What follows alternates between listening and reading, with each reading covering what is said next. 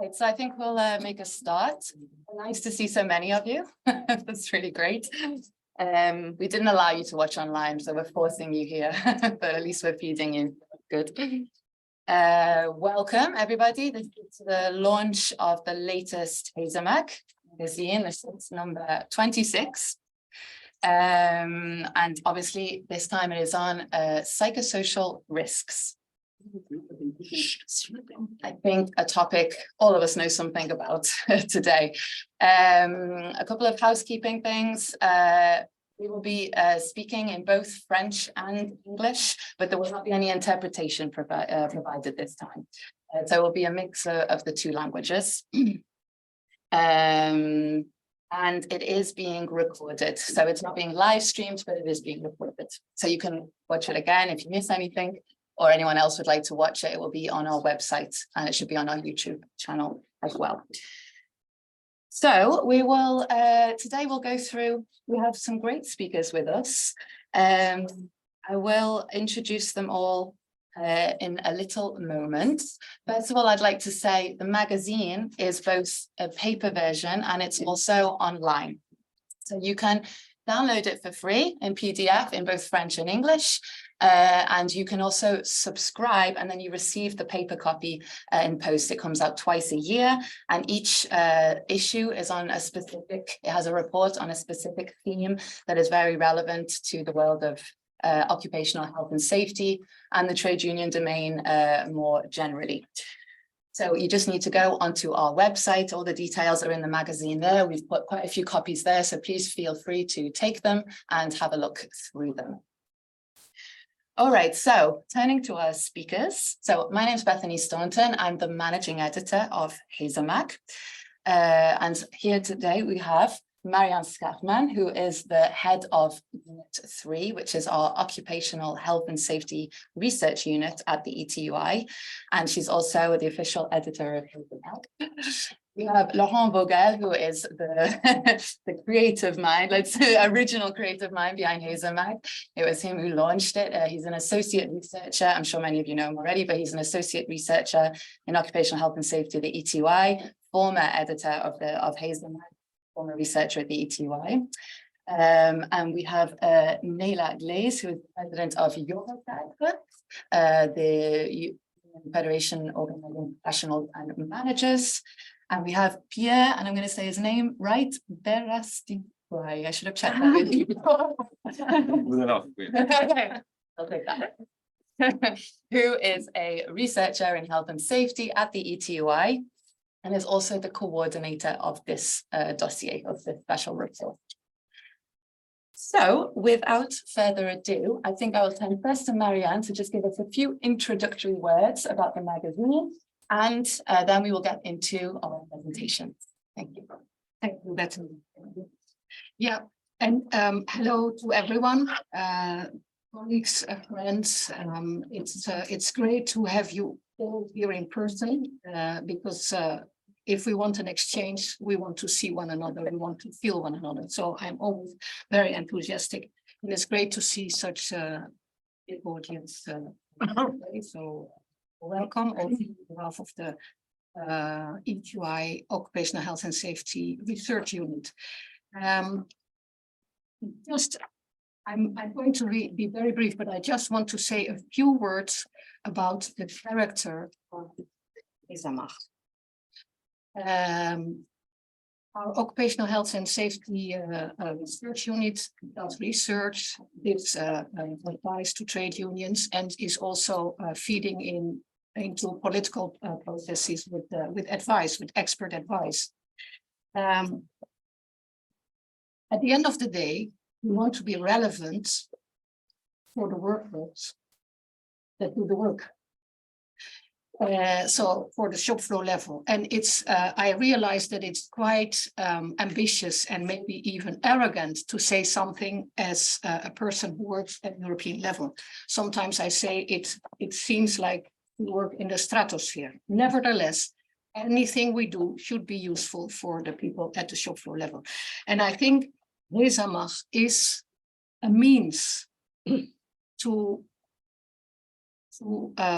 contribute to that relevance. It's a bridge between the work we do at ETUI, research, expert advice, trade union support, and the shop floor level. And how so? If we look at the character of HesaMag, it's very much about. So there are many testimonies of workers, there are interviews with workers, there are articles about problems of workers. So that's a really important element of HesaMag. Of course, and it also describes methods, measures to deal with those issues. And if we look at the current issue that has been coordinated by Pierre, the team has been coordinated by Pierre, psychosocial risks, we see how it works in HesaMag. We see psychosocial risks. We can speak about the figures. I don't have the figures present. Naila does, I'm sure. But it's of course, we can speak about psychosocial risk as being a pandemic. Many people are affected and we can speak about it in figures. But how do we realize what the problem is? That is, if we read the stories of the people affected, people working in a hotel, trying to influence their own working conditions, being told that they're not here to think. I mean, well, you didn't read the issue yet because it's just, but that's one of the quotes that struck me very much. Also, the France Telecom issue, I was very much touched by the description of the workers in the court being and the atmosphere in the court, what it meant for the workers to be given to be told you are right, France Telecom was wrong. I have much more to say, but we also had 3 speakers. We have exactly 1 hour because after our meeting there's another meeting. So I'm going to leave it till here, and I hope you have a pleasant hour. I want to invite you to please come forward with all of your questions and discussion when it's time. Thank you.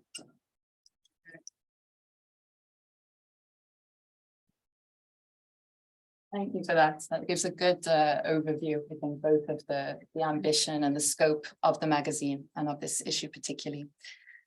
So, Pierre, I think we will start with you.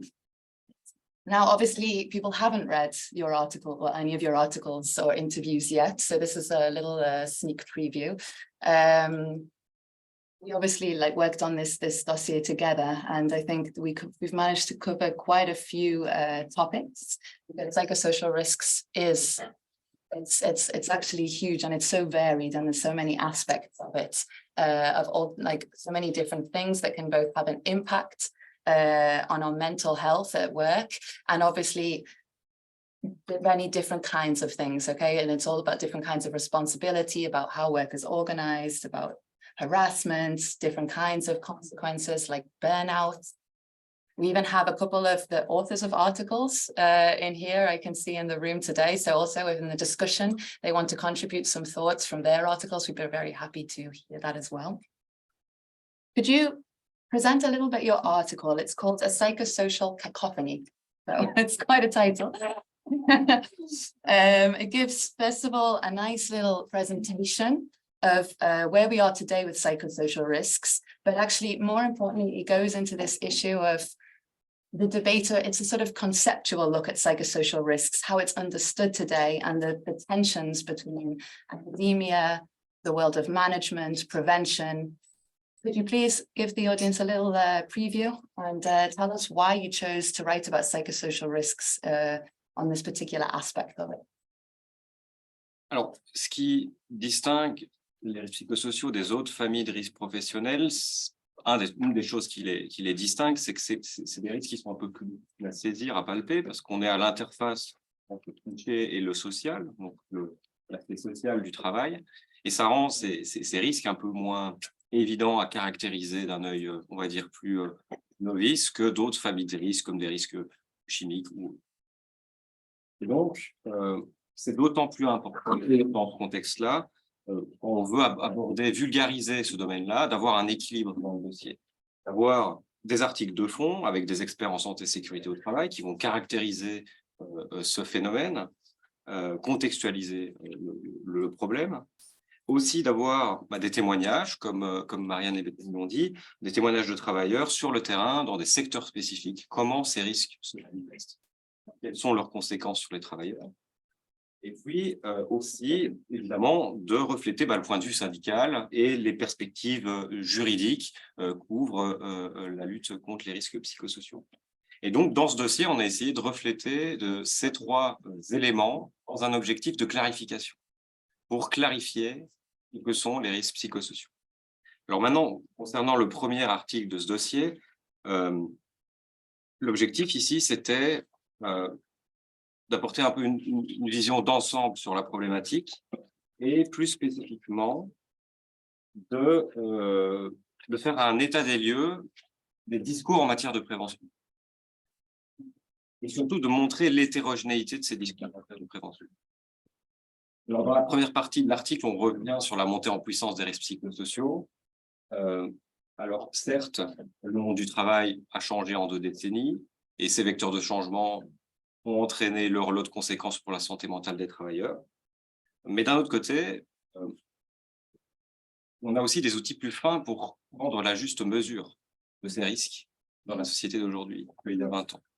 Les différentes études dont on dispose en santé et sécurité au travail, par exemple, l'European Labour Survey, c'est un exemple. Depuis 2007, il y a des items, au moins 2007, qui s'intéressent, des questions qui s'intéressent aux risques psychosociaux. Mais à l'époque, il n'y en avait que 3. Aujourd'hui, il y en a 8. À l'époque, on s'intéressait uniquement au comportement abusif, c'est-à-dire au harcèlement, à l'intimidation, à la violence au travail. Aujourd'hui, on sait que les risques psychosociaux peuvent revêtir d'autres formes que des comportements abusifs. Il faut aussi les trouver dans des aspects plus subtils de l'organisation du travail. Et du coup, vu qu'on a une plus juste mesure de ces risques, on se rend compte de l'ampleur du problème aujourd'hui. Donc si certes, le monde du travail a changé, les outils à notre disposition pour saisir ces phénomènes ont eux aussi changé. Ensuite, dans la seconde partie de l'article, on revient sur la prévention en entreprise et sur la prépondérance toujours aujourd'hui des mesures de prévention secondaires et tertiaires qui s'intéressent à traiter les causes, les symptômes du problème, à défaut d'une prévention primaire qui s'attaquerait aux sources du problème. Et donc ça, c'est un peu l'omniprésence des cellules d'écoute, des stages de gestion du stress, des campagnes de sensibilisation. En fait, on masque l'aspect collectif des problèmes derrière l'individualité des symptômes qui génèrent chez les travailleurs. On va apprendre aux travailleurs à gérer individuellement leur situation. Donc, en gros, le message en filigrane, c'est travailler sur vos fragilités individuelles et pas travailler sur les causes qui se trouvent dans l'organisation même du travail.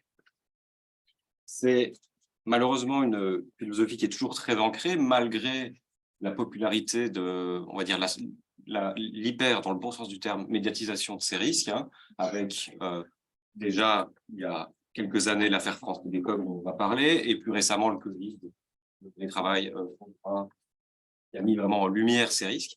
Malgré tout ça, dans les entreprises aujourd'hui, on a toujours cette valorisation d'une prévention secondaire ou tertiaire qui est jugée plus économique, plus facile à mettre en place, etc., mais qui est également moins efficace. Ensuite, on revient dans une troisième partie sur l'illusion des bonnes pratiques. Donc, ces bonnes pratiques de management qu'on va retrouver dans des magazines de management grand public et qui privilégient l'anecdote aux faits scientifiques et proposent des méthodes universelles, transposables à tout contexte, qui permettront, si la façon de présenter les choses n'est jamais en termes de risques psychosociaux, mais de bien-être au travail, d'épanouissement, d'engagement, etc. Et donc, ces bonnes pratiques, elles sont bien souvent non ancrées dans la littérature scientifique sur la question, et elles participent aussi à une vision descendante, en fait, de la prévention, où on va plaquer un modèle de pratique sur un problème qui n'est peut-être pas le même, sans consulter spécialement les travailleurs, donc en considérant que c'est au niveau du top que la vision du problème est créée et donc les solutions y apportées. Et donc ça crée déjà de un fossé entre la communauté de praticiens et la communauté scientifique. Et de deux, ça se marque par un défaut de participation des travailleurs dans les politiques de prévention. Alors, je vais peut-être clôturer. L'article conclut par quelques perspectives, sont rassemblées sous le titre « Le nécessaire retour aux fondamentaux ». Et ce retour aux fondamentaux, c'est tout simplement que rien ne peut être accompli sans la participation des travailleurs. Une démarche ascendante est nécessaire pour co-construire des solutions. Il faut s'éloigner des sirènes, des bonnes pratiques aisément transposables, des vérités universelles, et faire confiance aux travailleurs qui sont les plus à même d'identifier les problèmes parce qu'ils sont les meilleurs connaisseurs des tâches qu'ils exécutent au quotidien. Et aussi, au-delà d'éliminer des facteurs de risque, ici, l'intérêt, c'est de renforcer le pouvoir d'agir des travailleurs et donc construire des solutions de prévention à la mesure, adaptées aux spécificités de la situation de l'entreprise. Voilà, c'est tout pour moi.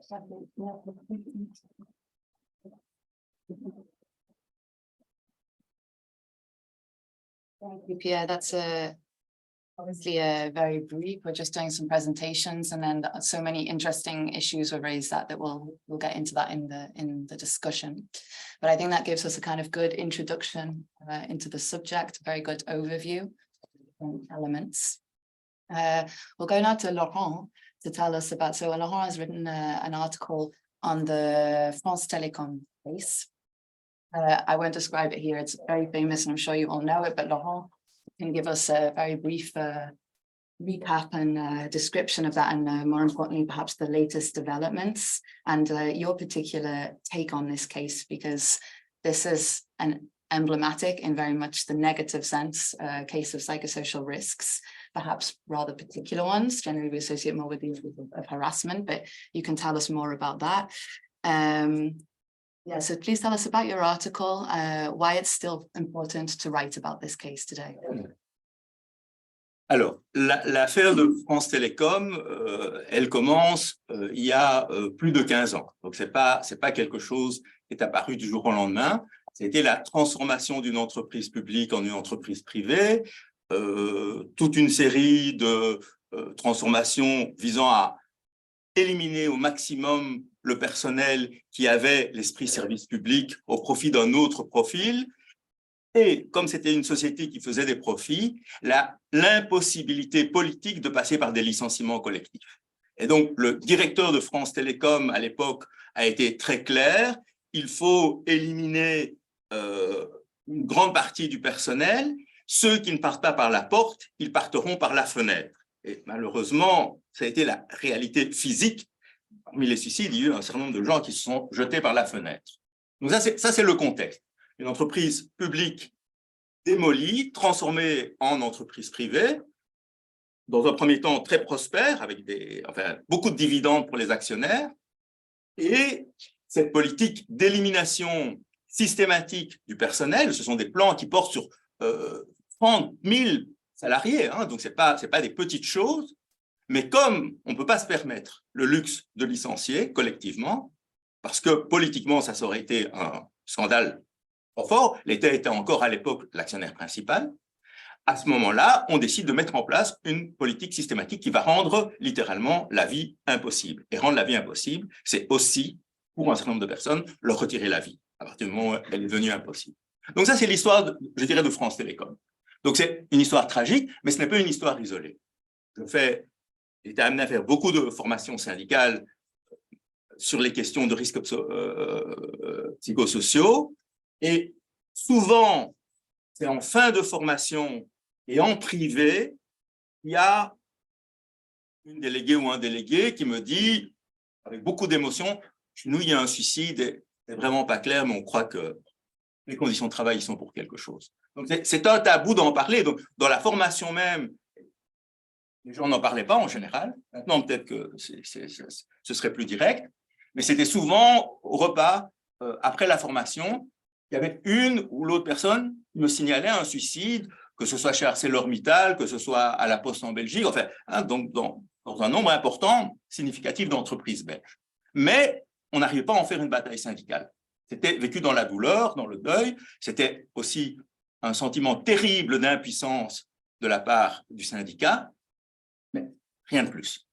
Donc, l'importance du procès de France Télécom, c'est que c'est la première fois qu'on a ce procès avec, je dirais, une visibilité énorme, vu le nombre de suicides, vu l'importance de l'entreprise, où forcément on ne pouvait pas passer à côté.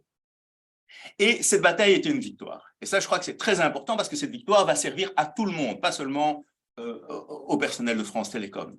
Ça crée une jurisprudence pour laquelle on peut se battre, y compris dans des pays où elle n'existe pas encore, comme la Belgique. Donc, c'est une jurisprudence française, mais qui est basée sur les principes de la directive cadre. Autrement dit, on peut, sur la base de la directive cadre, qui est une directive européenne donc de 89, dire on veut la même jurisprudence dans n'importe quel pays de l'Union européenne. Ça prendra des années, mais c'est faisable.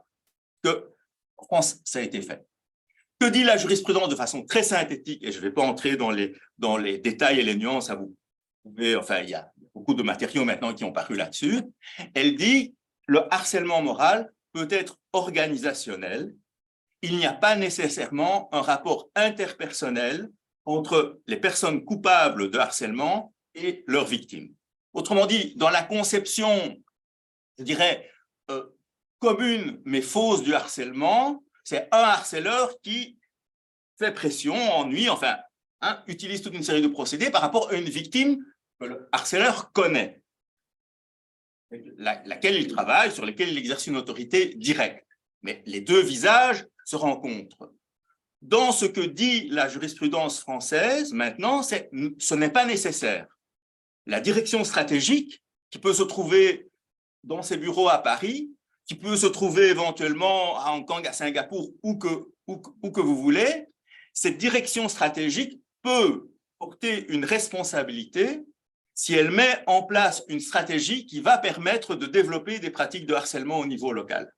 Autrement dit, si l'objectif de la direction, c'est d'éliminer du personnel, s'il faut le faire par la porte ou par la fenêtre, si les chefs locaux, les managers locaux reçoivent leur prime de fin d'année en fonction du nombre de travailleurs qui sont sortis de l'entreprise, hein, de leur unité sur laquelle ils exercent une direction, eh bien, la direction stratégique, centrale, peut être coupable de harcèlement. Et donc ça, c'est vraiment une jurisprudence complètement nouvelle. Il n'y a pas de précédent en Europe où on voit cela, et très clair.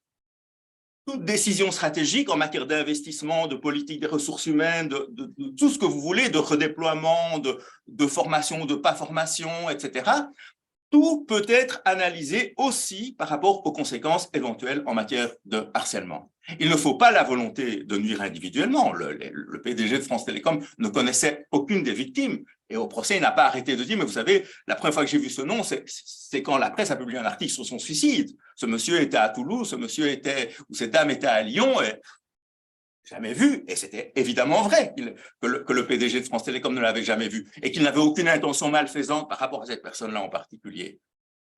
Et malgré cette défense, le tribunal en première instance, la cour d'appel, et bon, ça c'est la jurisprudence, la cour d'appel en appel, il y a des toutes petites nuances entre les deux jugements, mais ça n'a pas d'importance. Sur le fond, ils vont exactement dans la même ligne, c'est il peut y avoir harcèlement moral dans ces cas-là. Et donc, ça c'est le point de la jurisprudence. Le deuxième point, c'est que c'est un outil pour les syndicats au quotidien. Ce n'est pas simplement un bel arrêt, hein, qui est bien rédigé, qui va faire l'objet de beaucoup de commentaires admiratifs dans les journaux juridiques.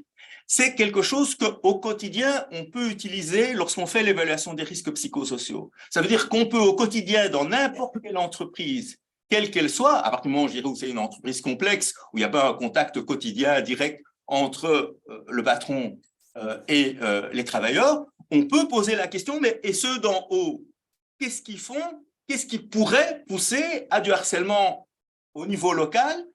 Je pense par exemple au système hospitalier, où c'est souvent des décisions prises à un niveau stratégique loin de l'hôpital qui vont déterminer des situations où ensuite les infirmières, le personnel de terrain va se retrouver dans une situation de harcèlement. Deuxième élément que j'ai trouvé très important dans ce procès, il se fait que j'ai assisté donc à des audiences tant en première instance qu'en appel, parce que je faisais partie d'un collectif qui, à la demande des syndicats, suivait le procès.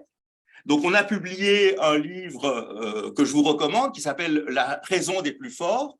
Donc ça, ce livre a été publié après le premier procès, donc première instance, et avant l'appel. Mais le contenu du livre, ben, oui, il doit être actualisé, mais le contenu peut être inchangé. Et c'est un livre avec des regards pluriels. C'est-à-dire, on a demandé à chacun d'entre nous de faire une chronique au jour le jour. Donc, chacun un jour. Et donc, il y a dessinateurs, sociologues, auteurs de bandes dessinées, cinéastes, syndicalistes, féministes, juristes, enfin, tout ce que vous voulez, un peu toutes les catégories possibles et imaginables, sauf des patrons, qui ont écrit au jour le jour des chroniques sur le procès et des réflexions, chacun dans sa direction. Donc, ça part un peu dans toutes les directions, mais c'est bien, justement, que ça part dans toutes les directions, bah, ça montre l'importance du phénomène. Et alors, le dernier point que je voudrais souligner, c'est que grâce à l'action syndicale, on a un procès avec sa jurisprudence, on a donc un nouvel outil pour la lutte syndicale, mais on a aussi, et ça c'est aussi, je crois, le rôle des HesaMag, une sensibilisation de l'opinion publique de la société. Donc, à partir du procès France Télécom, il y a vraiment une énorme création culturelle en France qui aborde la question des suicides au travail. Des films, des pièces de théâtre, des livres. Alors, je ne vais pas vous faire un catalogue parce que ça prendrait des heures, mais simplement donner deux exemples que j'ai trouvés très bien. Le premier, c'est un film, un documentaire qui s'appelle « Souffrance au travail » par un réalisateur qui s'appelle Kupferstein. Alors, lien direct avec le procès, et ça, j'ai trouvé magnifique. Donc, dans un procès, il y a des parties civiles, donc des organisations syndicales, des actions qui demandent une indemnité à l'entreprise. L'entreprise a été condamnée, donc elle a dû reverser 5 000 €, ce n'était pas une somme colossale, hein, 5 000 € à une association de victimes. Et l'association de victimes a investi ces 5 000 € dans la réalisation du documentaire. Pas dans l'indemnisation des individus, mais dans le fait de faire un documentaire comme instrument de prévention collective. Et donc, le documentaire est sorti. La première a eu lieu en plein procès en appel à Paris. Il est magnifique, je vous le conseille, je ne vais pas vous le raconter. Il est basé sur 3 suicides, ou plus exactement 2 suicides, malheureusement, qui sont produits, et une tentative de suicide, pas à France Télécom. Donc, ça, c'était l'intention, montrer que c'était un problème plus général. Et vous verrez chaque fois l'histoire et, comment dire, l'analyse de toutes les dynamiques qui ont conduit au suicide. Et puis, il y a eu beaucoup de livres, mais un des livres que je vous conseille particulièrement, c'est un livre de Sandra Lucbert, intitulé « Personne ne sort les fusils ». C'est un tout petit livre, il doit faire 100 pages, qui existe en poche, et c'est en fait une auteure qui décortique le langage et la violence du langage des ressources humaines. Et donc, tout le récit est mené à partir de cela, à partir des mots qui sont utilisés et des mots qui nous emprisonnent dans une certaine vision de la réalité qui peut être contestée. Et donc ça, je trouve, pour moi, c'est un des plus beaux livres que j'ai lu autour de cette question de France Télécom. Alors, un dernier mot. Bethany est très, très modeste, et donc, elle dit, bon, c'est Laurent qui a été l'inspirateur et tout. Je veux dire que HesaMag, c'est clair que j'ai mis beaucoup de moi-même là-dedans, mais c'est un magazine qui évolue, et c'est une bonne chose qu'il évolue. Hein, pour les habitués, la formule graphique a évolué, enfin, il y a une quantité de choses qui évoluent, et je trouve qu'il évolue vraiment dans la bonne direction, et que ça, le travail que fait Bethany est fondamental. Et elle peut se cacher si elle ne veut pas entendre les compliments, mais ce que j'ai particulièrement apprécié, voilà, ce que j'ai particulièrement apprécié dans le numéro 26, bon, la conception numéro, c'est toujours, ça commence 6 mois avant. Hein, donc, les premières discussions ont dû avoir lieu au printemps ou peut-être au début de l'été 2022. Donc, c'était au moment où l'Ukraine a été agressée par la Russie. Et la première chose qu'a fait Bethany, c'est pas d'écrire un article sur l'Ukraine, c'est pas de chercher à écrire un reportage sur ce que vivaient les travailleurs et les travailleuses en Ukraine, c'est de donner la parole aux syndicats ukrainiens. Et ça, je le dis très franchement et avec beaucoup de facilité, puisque je suis à la retraite, c'est quelque chose que je crois pratiquement aucun journal ou revue syndicale en Europe n'a fait. Tout le monde a adopté des positions, a pu se solidariser plus ou moins avec l'Ukraine, c'est une excellente chose que ça ait eu lieu, mais l'idée qu'a eu Bethany de dire j'écris pas, j'interviewe.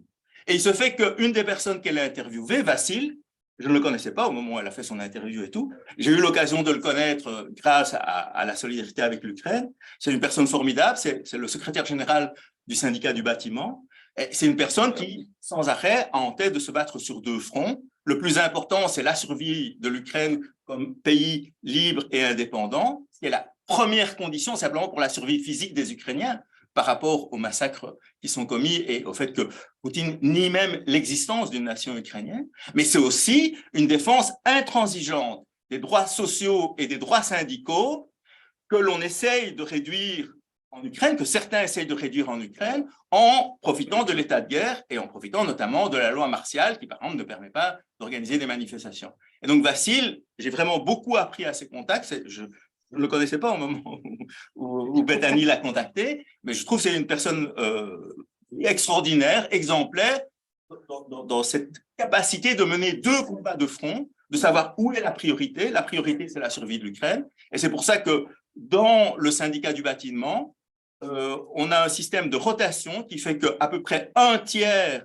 des délégués et à peu près 1/3 des membres sont sur le front avec le peuple en armes, donc avec la défense civile. Les 2/3 restent à la production. Et il y a une rotation de façon à ce que les risques soient répartis pour tout le monde, tout en sachant que ceux qui restent à la production courent aussi des risques en raison des bombardements. Et donc voilà, là je voudrais remercier évidemment Bethany pour avoir choisi spontanément cette approche et aussi peut-être que ça pourrait inspirer la presse syndicale au-delà des HesaMag.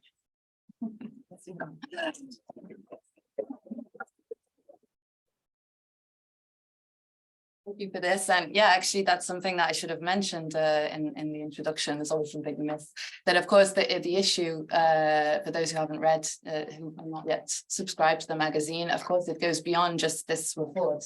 We focus this event on the report because that's the core dossier of the issue. But we always have, permanent sections on a European story, a trade union story, an international story. And we also, in recent issues, have added a history section, which is really interesting because we always have an account of something historical, occupational health and safety, trade union action or campaign or struggle. So that's really, really interesting so that you can also take a look at. Thank you for this, Laurent. Yeah, and I think you touched on a lot of issues. That's also a nice transition to Nela, because we really started to get into the legislative realm and the importance of that in the prevention of psychosocial risks and also the dealing with the consequences of psychosocial risks and responsibility. Eurocadre, with the support of the ETUI, launched in 2019 the End Stress campaign. And the main, one of the primary objectives, you can correct me on the nuance, is to establish an EU directive specifically on psychosocial risks, which does not yet exist. So I interviewed I did a lot of interviews apparently for this issue.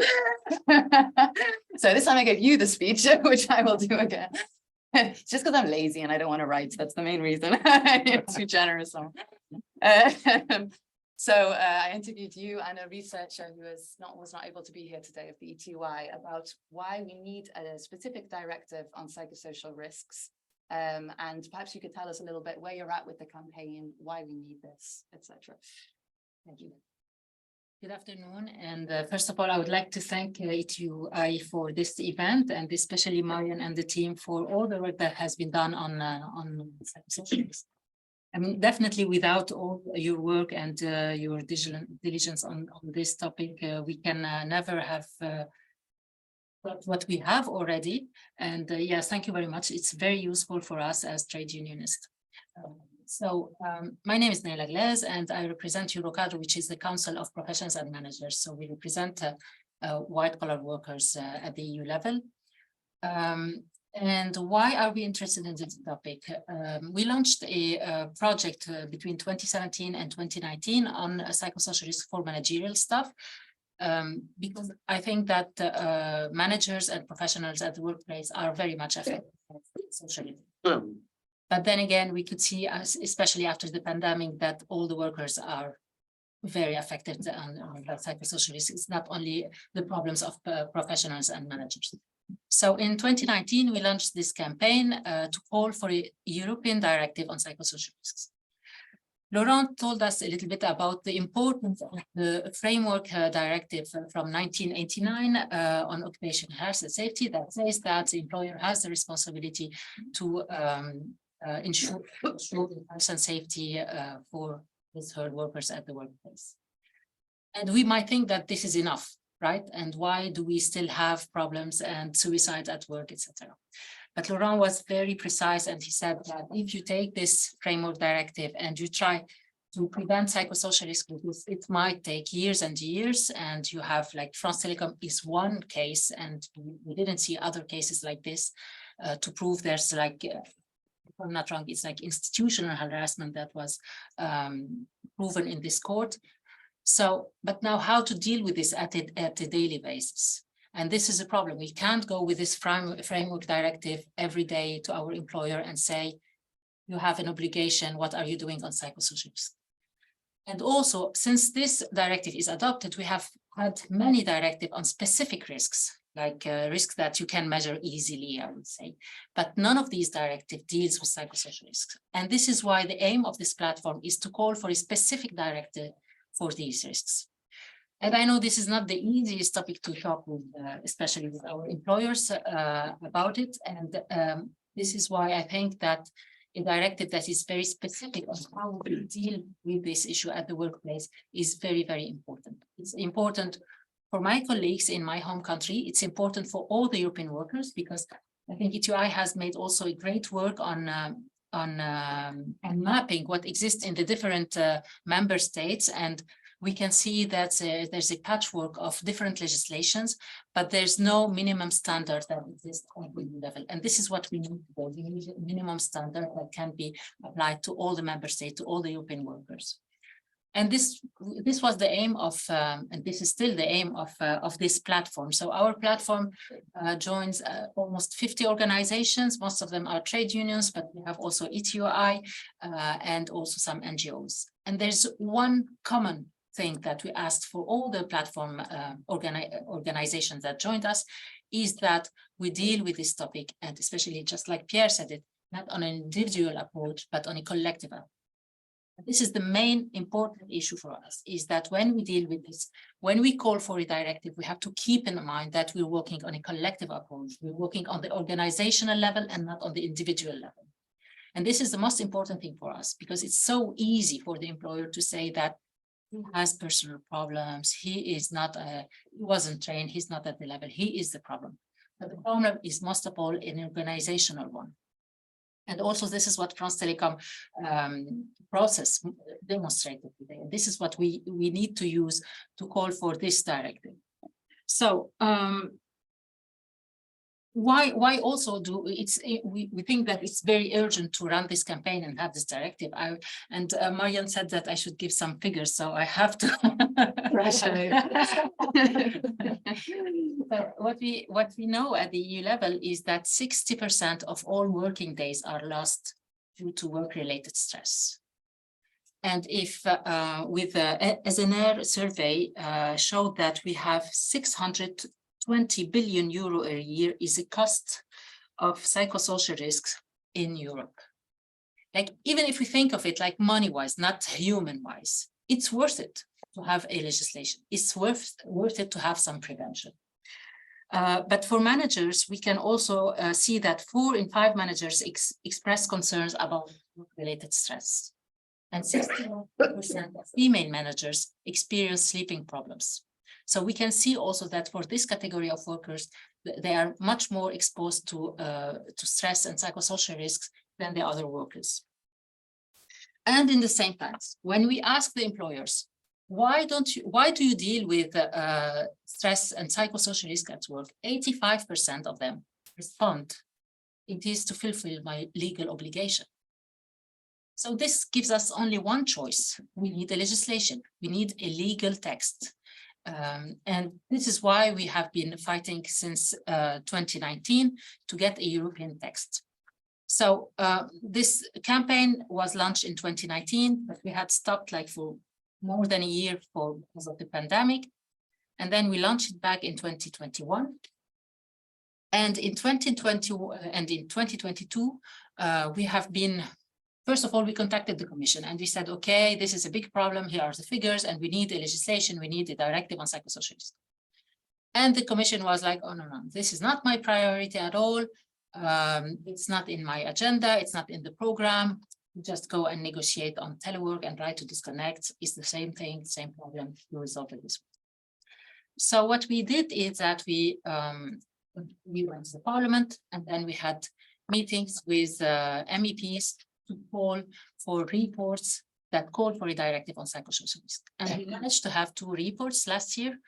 One of them is like early in 2022, the own initiative report, a new EU strategic framework on health and safety at work post 2020. It calls for a directive on psychosocial risk. And then in July, we had a report called Mental Health and the Digital World of Work that was adopted also in the plenary of July. It calls for a legislative action on psychosocial risk. Then with these 2 reports, we went back to the Commission and said, okay, now we have these 2 reports, we call for a directive. And the Commission's response was still negative. So they're mixing up telework negotiation, right to disconnect, psychosocial risk, like all of this in one basket. So what we are doing now is we are calling the Council. We had a meeting with the Swedish presidency before January. We will meet with the Spanish and Belgium presidency to call also for this directive. So we're trying to push this from the Council level and hoping that in the new program of we have this like next to 2020. So we have a whole year to push for this, to put it on the agenda of the Commission. So we're still continuing the fight for psychosocial risk. But just if I have 2 moments, okay. So what do we want in this directive? This is the thing also. So what we need a directive, but what can an EU directive on psychosocial risk have in there? The first thing, what we need, it's very important, is that, and this I remember what you said, Pierre, is what's important is the participation of the workers and the workers' representatives in the conception and implementation of the measures.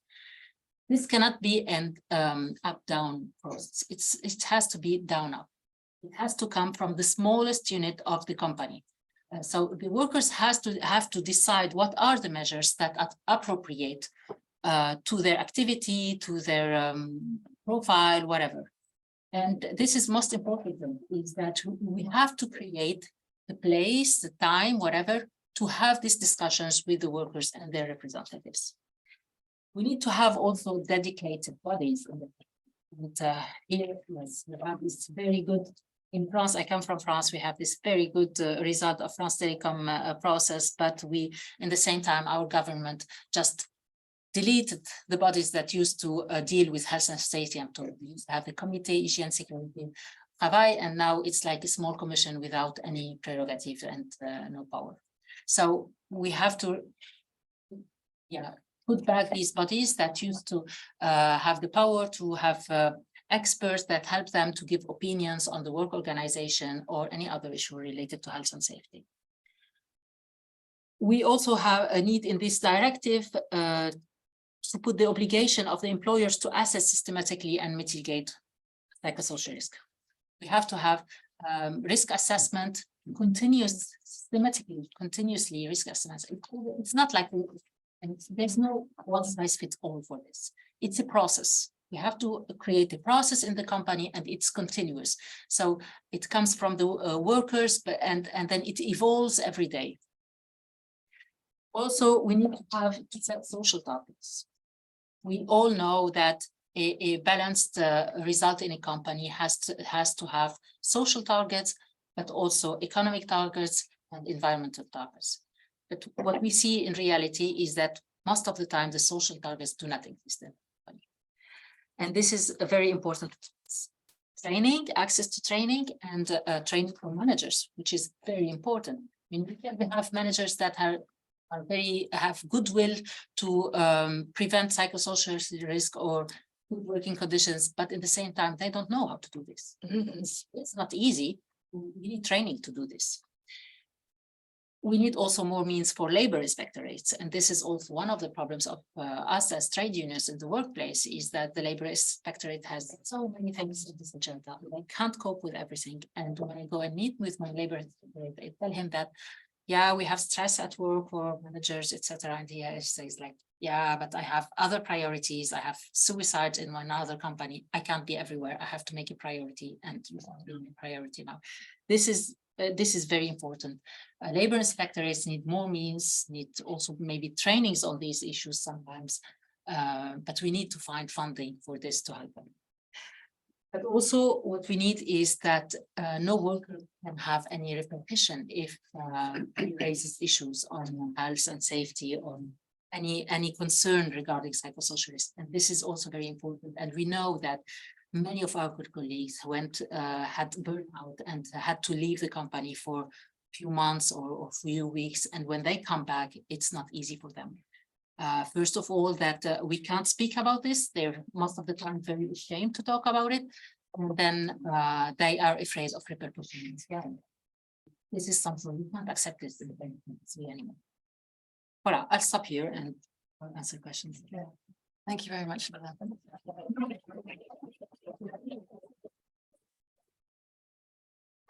Okay, I'm going to turn straight to you. We don't have a lot of time, but I think anyway, you can help me. That meeting that was after has gone to the 7th floor now, so we can go. I mean, obviously, if we need to leave, but we can go a bit over the 2 hour, the 2 o'clock. Yeah, so perhaps if anyone has a question, could they raise their hands, and then good, a couple already. Perhaps the lady and then the gentleman. I'll take a few at a time. Well, I'm a journalist, and I would like to know if you were aiming at artificial intelligence also, because more and more it's through artificial intelligence that all these organizational traps or solutions are organized. And who's going to be responsible? Really, within the directive? In another directive? And about terminology, ressources humaines. I always hated that word. Resource. We are not resource. We're not resources. We're just human. So please do something. Find quickly another word. We are not resource. Otherwise, we're going to be treated like a resource, whatever. Resource. Raw material, rare earth. Great, thank you very much. That's my perfect kind of question and point. Points quite clear. And the gentleman here. I'm Stefano Spinaci and I work as policy analyst in the European Parliamentary Research Service, but I'm here in my personal capacity. It was extremely interesting for me. I don't deal with this policy, but I mean, it's fascinating. Fortunately, it's fascinating. So I have a few questions. One is, what will be the situation that we can figure out in a job market with young people that they tend to change their job? I mean, they say to us this narrative that young people, they like things that they like, but I don't know. Also, when I was young, I liked marketing that I didn't like anymore. So, but for sure, we have a different kind of workers with this new generation, so they tend to change job more frequently, which will be the effect on this in terms of psychosocial risk, but also in terms of awareness, and also in terms of the employer who say, okay, you have personal problems because you changed so many times job, so it's your personal problem. And then the second question would be about the corporate responsibility due diligence. Do you think there is any space to make some amendments where you can eventually mention this? And I think very important is also this workers' sensibilization. Okay, I tell my history. I'm a son of a firefighter.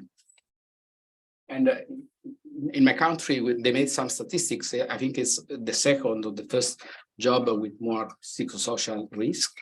They are the first people who go to when there is a car accident with people who are dead. Okay, I'm not going to say all the things, but anyway.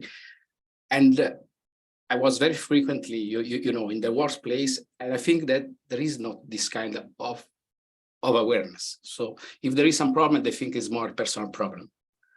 So I think they are also, not only for this job, but generally on the subject of works awareness, there is a lot that can be done to create more awareness.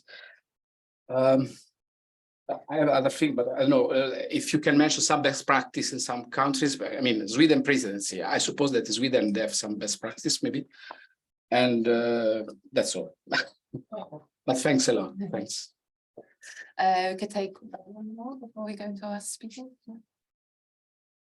Yeah, sorry, I thought we could swim. Sure. Nadja Salson from PSU, the European Federation of Public Service Unions. Well, thanks to the speakers, and just to mention that EPSU is actively taking part in the campaign for EU legislation, a directive on psychosocial risk. And one thing, one of the, it seems to be at least what the European Commission has said in public, not in writing, but in relation, I mean, for public services, and you mentioned, Naila, that labor inspectors are overworked. They can certainly not tackle psychosocial risk, or what is very common is the fact that very few public services administrations, but I'm sure it's the same in the private sector, very few carry out evaluation risk, which is one of the key health and safety risk assessment, which is one of the key tools in the 1989 directive. So it's not a lack of time really for doing it. And when they do, very rarely do they take into account psychosocial risk or indeed discrimination or violence at work. So for a labor inspector to even check that, not, I mean, whether health risk assessments are being carried out and whether they do take into account psychosocial risk is just, you know, it's not being done. So there is no one to check that. But we know that that's something which is certainly lacking. And indeed, when they do health risk assessments, it's very rare when they do that, sorry, in consultation of workers, trade union representatives. But we are pushing for that. But one thing we've been arguing recently is to take into account staffing levels. Because in public services, if there is one big psychosocial risk, is insufficient staffing. In healthcare, of course, we've seen that through the pandemic, shortage of medical staff, in pension homes, but labor inspectors, tax inspectors. I mean, there is a long series of, shortages in public services. And on that one, the Commission said, no, there is no legal basis to deal with staffing levels. So it's something that we will need possibly to work more, because there is, and some clever legal minds will tell us, no, there is a way of going about it in an obscure directive. I'm sure the Commission would have actually dealt with staffing levels. But in our view, I mean, staffing levels is certainly one of the key psychosocial risks. And related to that, to some extent, is indeed the role of management.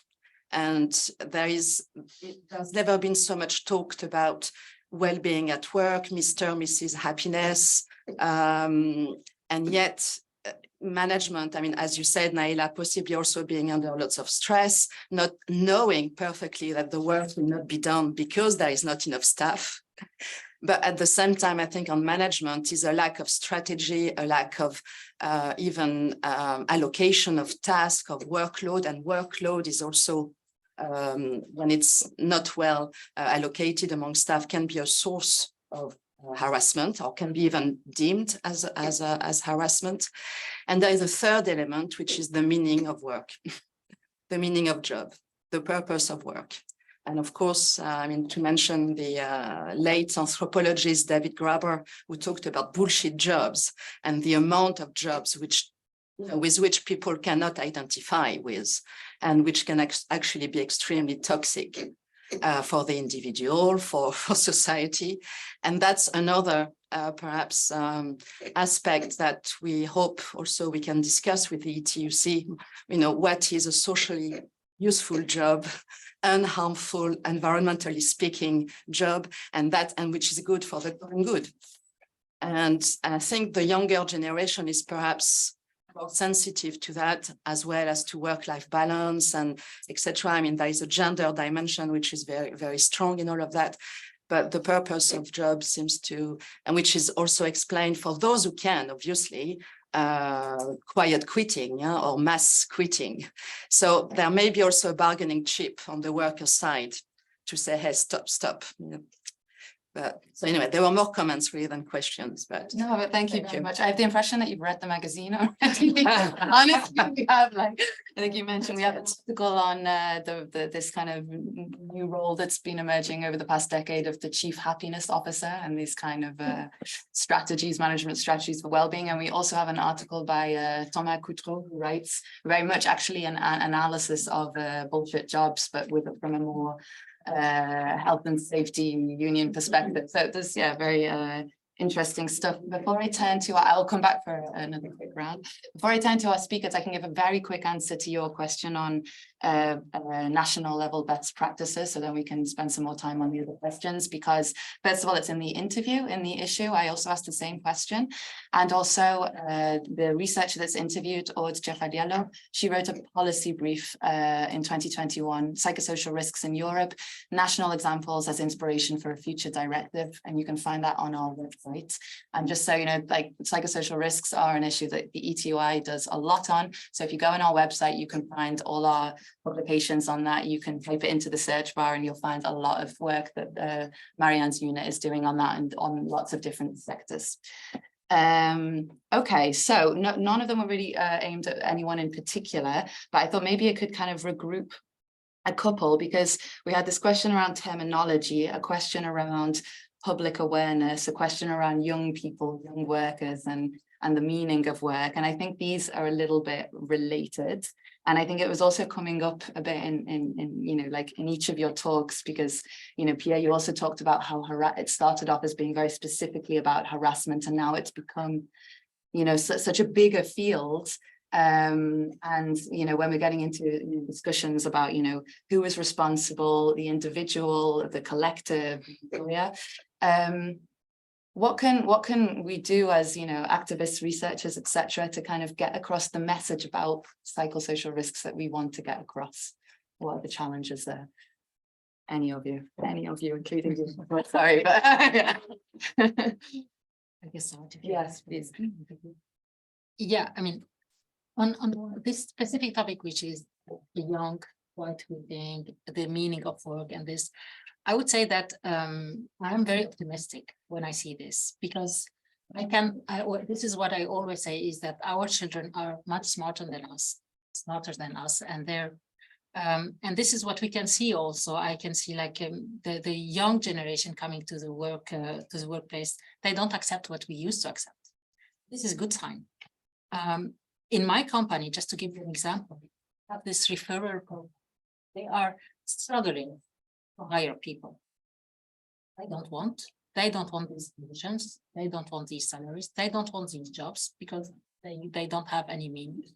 And I think, it's a very important thing. What is the meaning of our work today?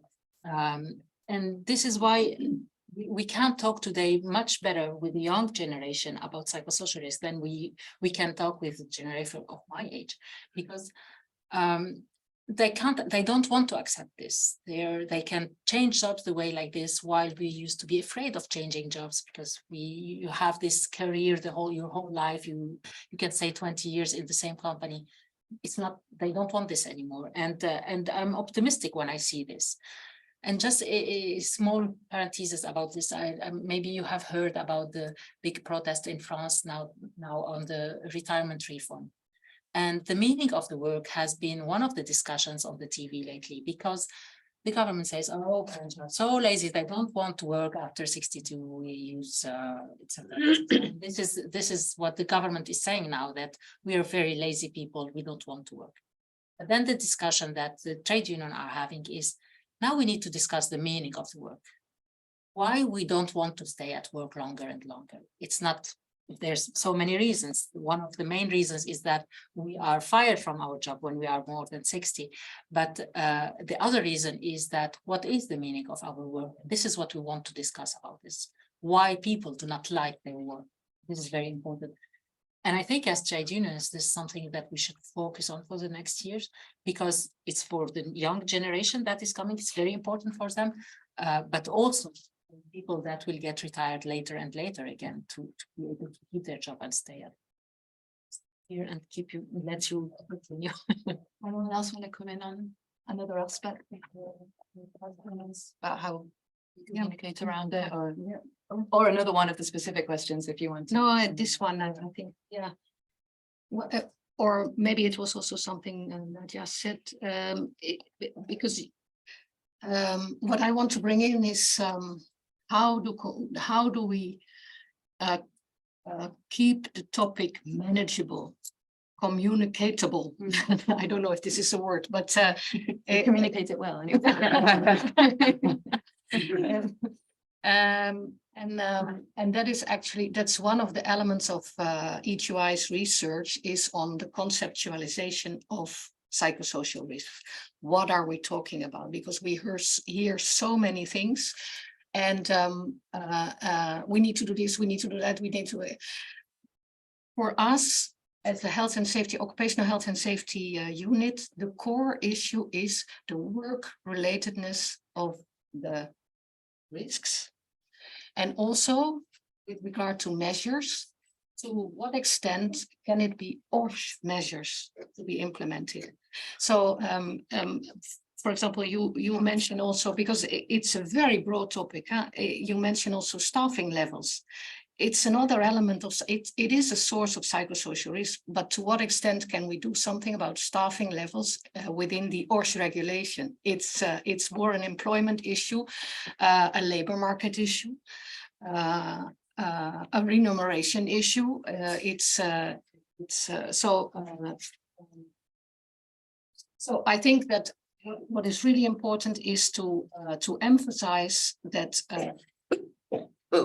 work-related psychosocial risks are work-related psychosocial risks. They are not something, so that's also the difference between the individual and the collective. The collective, it's the work organization we talk about, and everything we can do there needs to be specified. We have a research project on it. It only just started, but I have great confidence in it. We engaged good researchers in it, and we are going to establish this in communication also with trade unionists. So we will have network meetings, getting feedback from trade unions. And I think that's another element also in reaction on Naila's presentation of their work in the EU Express platform. I think trade unions and knowledge providers or creators or need to cooperate very closely in order to get the right narrative across, because that also relates to your question about the youth.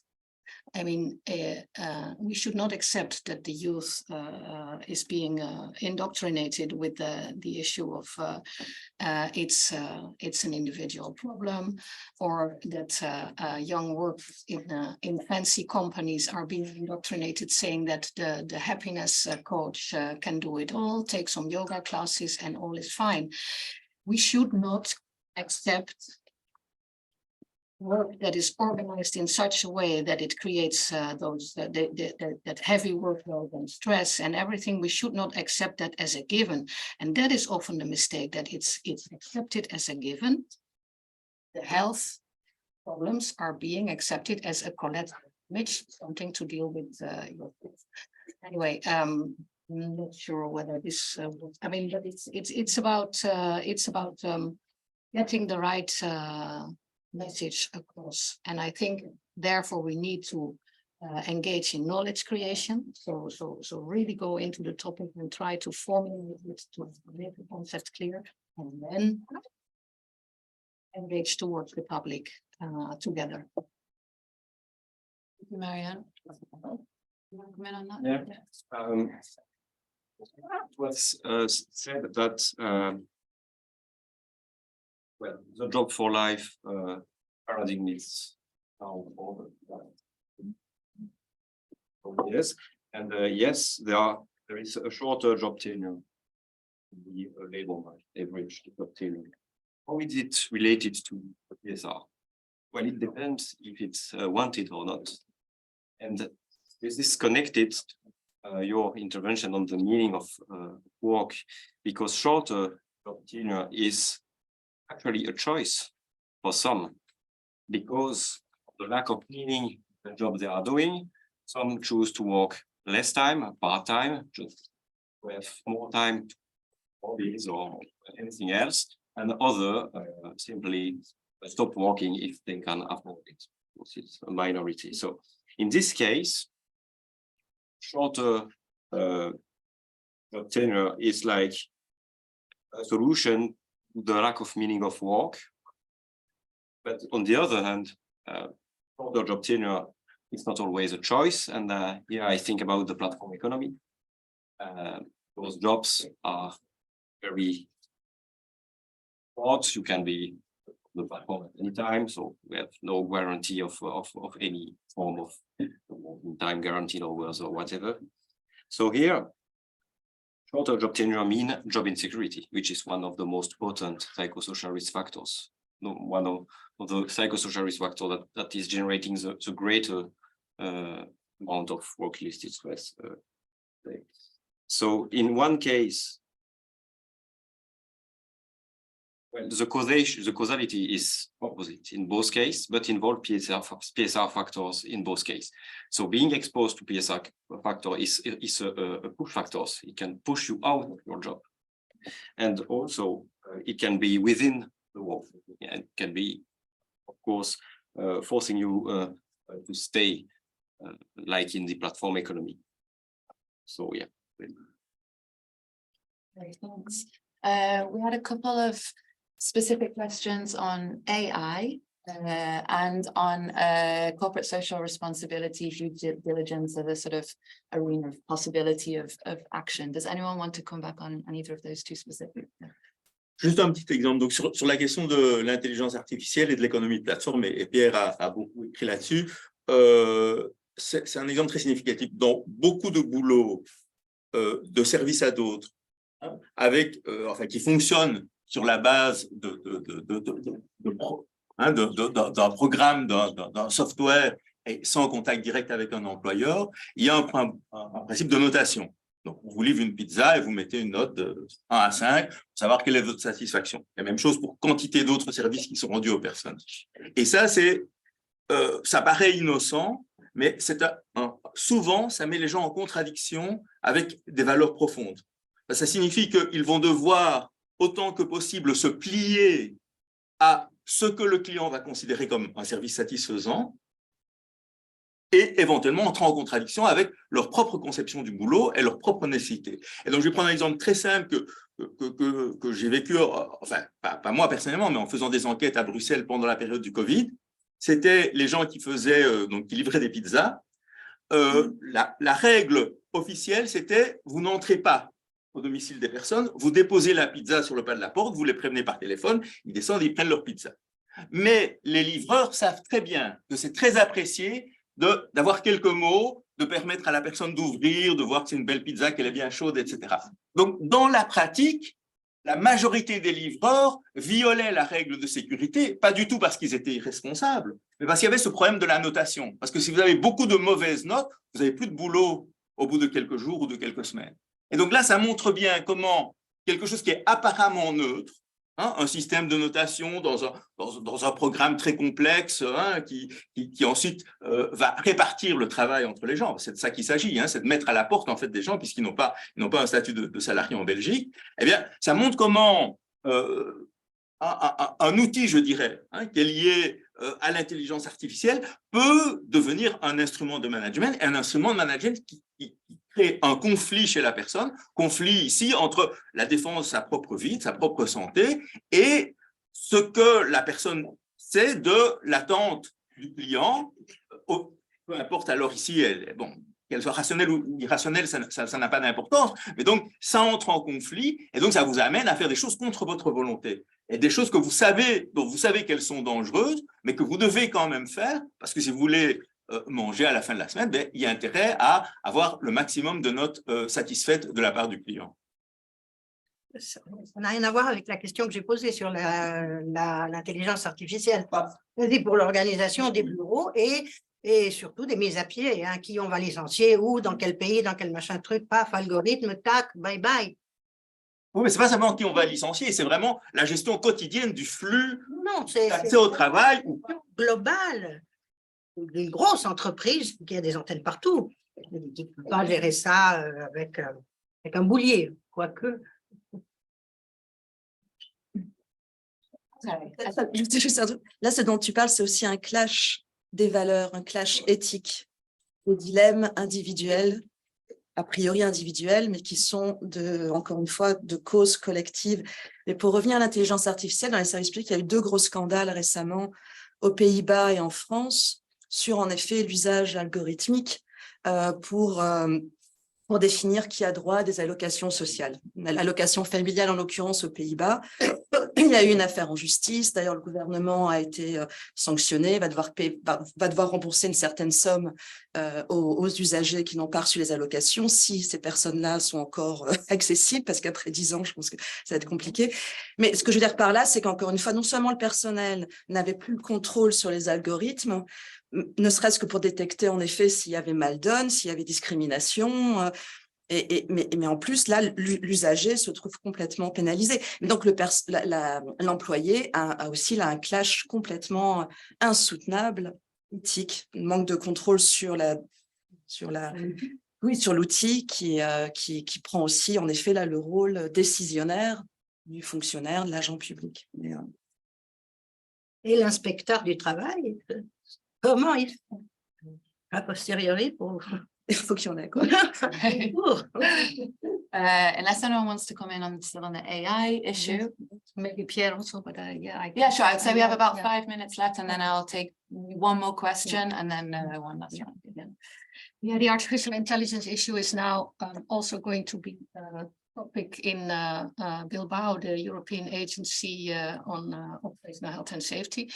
And what I want to say on it, it's indeed quite frightening. It's coming over us. I mean, it's coming over us, whereas we hardly can keep track of what is happening. The scandal in the Netherlands is horrifying. It has brought people to become homeless, to lose their children. It was a very discriminatory algorithm. If we take that to a more theoretical level or a more global level, it's about programming the algorithm. So people who are in favor of this, they say the algorithm should just be programmed correctly. What is correctly? I mean, question one. Then second, algorithms are self-learning. So they are being programmed at some point, and then they learn themselves. So they learn.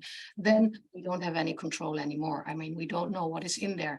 So what is important in using algorithms for management, algorithmic management? For example, one element that is really important is the option of having human contact at some point.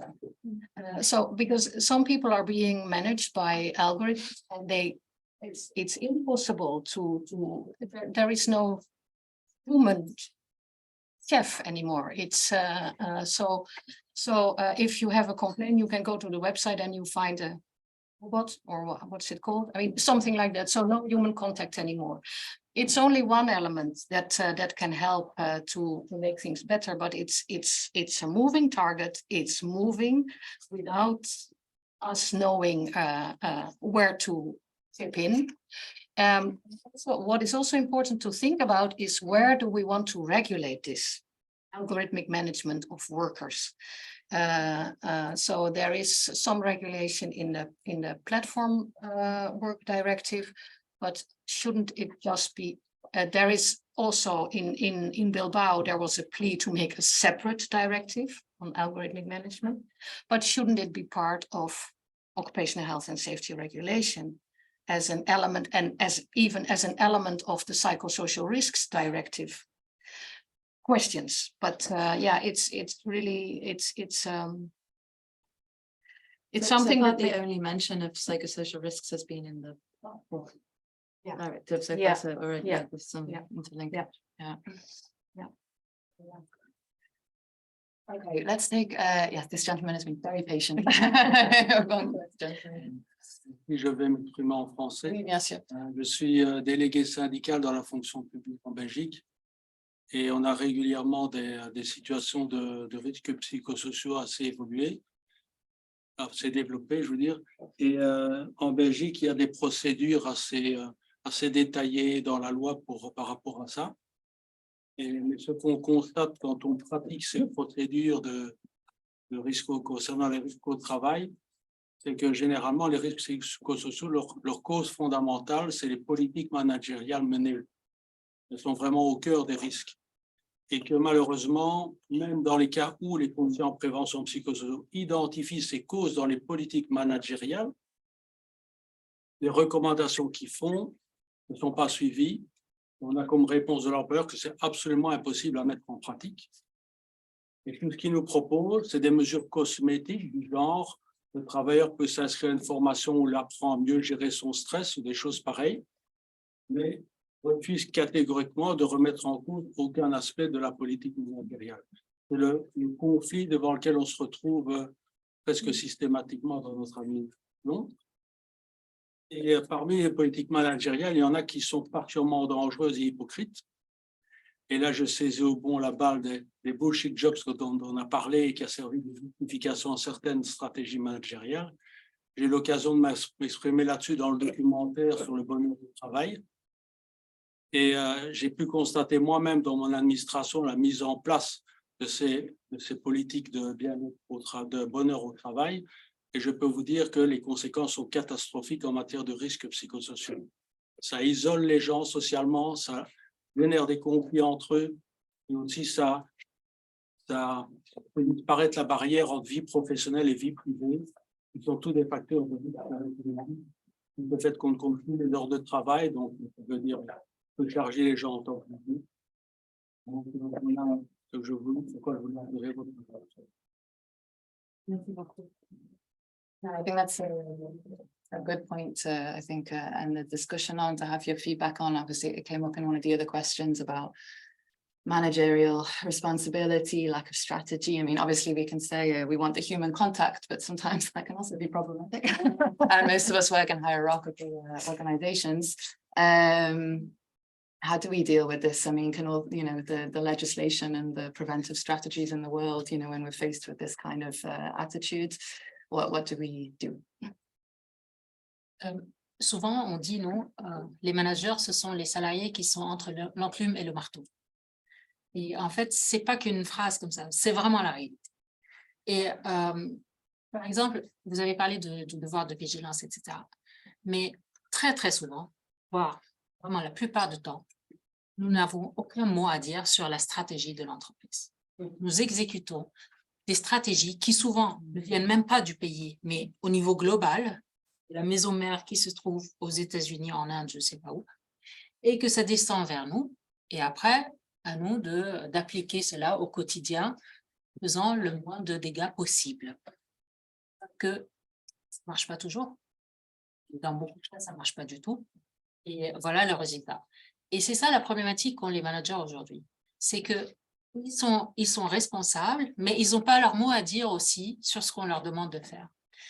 Et quand dans une directive ou dans un texte de loi, on demande qu'il y ait qu'on se base sur, en fait, ce qu'on demande, c'est une approche par résultat. On demande aux managers d'avoir des résultats financiers, mais on ne nous demande pas d'avoir des résultats sociaux. On n'est pas noté ou évalué sur le collectif de travail s'il fonctionne vraiment. On est juste évalué sur si on a apporté le target au niveau en termes d'euros ou en termes de nombre de clients, etc. Et en fait, c'est ça qui manque dans l'esprit des entreprises. Et c'est pour cela que quand dans notre plateforme, on demande qu'on ait des résultats, des critères et des résultats, c'est qu'il faut penser à… En fait, ça fonctionne très bien dans les entreprises, leur compétitivité, parce qu'ils raisonnent vraiment en résultats. Voilà, moi, je veux ce résultat-là. Et bien, nous aussi, on veut des résultats. Et quand on veut des résultats et qu'on exige à l'employeur vraiment des résultats, et que là, il ne prend pas en compte les préconisations que vous faites dans l'entreprise, là, ça devient problématique pour lui. Et si en même temps, nous avons des moyens pour les inspecteurs de travail, pour leur mettre des PV, ou je ne sais pas comment ça marche en Belgique, mais les assigner au tribunal, parce qu'ils n'ont pas répondu aux critères et parce qu'ils n'ont pas atteint leurs résultats à ce niveau-là, là, peut-être qu'ils vous écouteront un peu plus. Et c'est ça le problème qu'on a dans toutes les législations ou dans tous les textes qui concernent, dans tout le code du travail, j'ai envie de dire. Parce qu'il y a une obligation de résultat en matière de santé et sécurité, mais au-delà de là, est-ce que sur les risques psychosociaux, on a défini vraiment les résultats qu'on veut? Et ça ne peut pas être décrété. Ça doit être discuté et avec les salariés, mais avec aussi les représentants. Et c'est pour cela que nous, ce qu'on préconise, c'est qu'il y ait un texte où il y a un minimum standard qui oblige la négociation dans l'entreprise, et ce sont les syndicats dans l'entreprise, les représentants du personnel, qui doivent définir quels sont les critères dans mon entreprise, et c'est dans la plus petite unité qu'ils doivent définir leurs propres critères. Et ça ne marchera que comme ça. Ça ne marchera que en écoutant tous les travailleurs. Et ça ne peut pas être décrété d'en haut. Et aujourd'hui, on est encore dans cette structure d'entreprise pyramidale comme ça. Et en haut, ils nous disent ce qu'on doit faire, et nous, on doit dire en bas ce qu'il faut faire, etc. Et voilà, le résultat, il est là. Après, les syndicats viennent dire, ah oui, mais c'est un problème managérial, vous n'avez pas, il ne faut pas faire cette organisation-là, etc. Mais en même temps, ça ne marche pas de bas en haut, ça marche toujours de haut en bas. Ça ne marchera pas. On a beau dire que le problème vient d'en haut, ils ne vont pas nous écouter parce qu'il n'y a pas encore cette culture ou cette pratique dans l'entreprise que ça puisse fonctionner de bas en haut. Est-ce que quelqu'un aimerait prendre le dernier mot parce qu'après, on doit vraiment… Les ressources. Quelqu'un a parlé de travail toxique, je voudrais savoir. Pardon, je veux dire sur le même sujet parce qu'on a malheureusement, c'est un sujet fascinant, c'est clair, mais malheureusement. Elle avait lancé l'idée du travail toxique et je voudrais qu'elle dise ce qu'elle entend par là en fait. Le bullshit work? Non, toxique, j'ai entendu. Le travail toxique. Pas bullshit work? Non, peut-être sur le bullshit jobs, enfin le livre I've heard de about David. toxic work. Yeah, it's me, Udi. Ah, ok, c'était que je vais parler après, enfin. Vous discuter. J'aimerais bien qu'on continue, mais malheureusement, ce n'est pas possible. I'd like to thank all our great speakers. It's really been absolument tout le monde qui a travaillé sur ce numéro. Il y a quelques auteurs contributeurs, magazine, Mehmet, Alain, Marie, enfin tout le monde ici. Et je dois absolument dire un grand remerciement à Géraldine, sans qui on n'aurait pas pu le faire. So, editorial assistant, donc merci beaucoup. Et and the next issue will be on asbestos. It's going to come out, asbestos, time to act. A very important issue also at the EU level, and it will be coming out in summer, June this year. So look out for that one. Thank you very much.